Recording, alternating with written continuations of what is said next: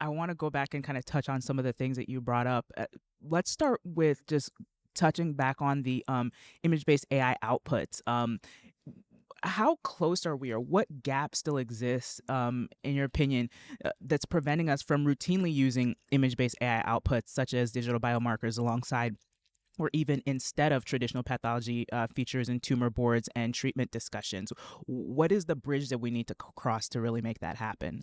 I think that there are a few things that are needed, and it comes back to kind of the same level of evidence that we use to evaluate traditional biomarkers, in that you need to have a model that you have sufficiently validated that you can trust that its output will provide you an accurate prediction of the endpoint that you're trying to predict, and that its performance has to exceed what you currently have available. I mean, they have potential applications where I think that people are exploring their use in, for example, if we have a biomarker for oncotype DX that is 90% accurate, maybe that is sufficient in settings where oncotype DX and genomic testing is just too costly.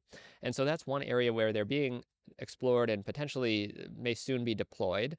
But when we think about applications in high resource settings like the United States, I think we really need to demonstrate, one, sufficient validation of whatever tool we're talking about, and that the performance is better than our current standard practice.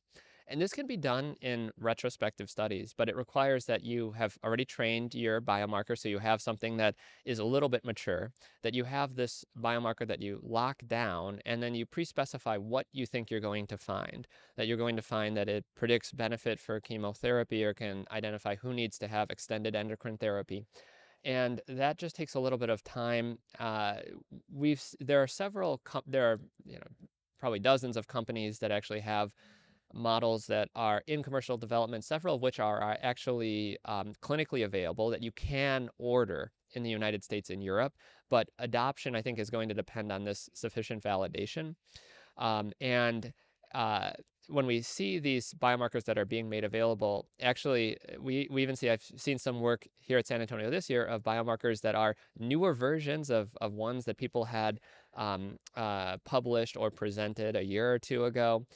From some of these commercial groups. And so it also requires, when you have that newer version and you continually update your model, it makes it hard for a provider to trust and know if the use scenario is just the model was optimized, and then they updated and just chose one that worked well in one specific validation set, or if it's really going to perform well across the board and in real world settings.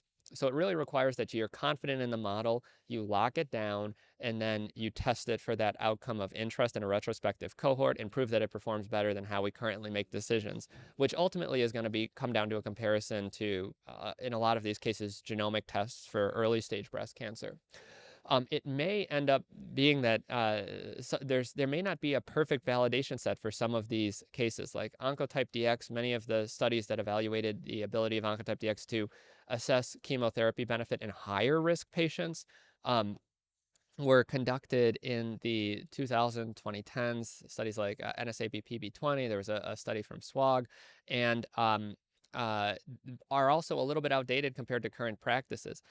Some of these models, like some of the work we've seen at San Antonio this year, are models tested in more recent studies like Taylor RX, which and some of these have very promising performance, but that study it was essentially a study that found that in the population that was randomized to chemotherapy or hormonal therapy alone, there was no difference. So the population evaluated in that study, it's not going to be able to prove that your histology-based marker is predictive, for example, of chemotherapy benefit. So then you run into, do you validate in an older study that's potentially outdated? If you show that, will everyone trust those results?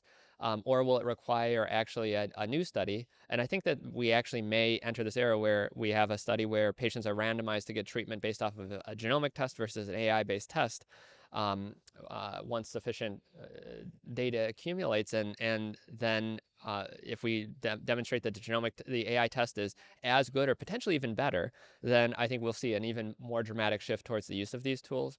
Because even if it's just as good, the AI tests are immediately available from H&E slides. They don't require a lot of tissue to perform compared to genomic testing. They can be done much more cheaply. Although uh, the companies making these tests are billing, even though it's just really running an algorithm on a slide, it still gets billed in some of these cases for almost $1,000. So it's still not cheap, but maybe cheaper than genomic testing.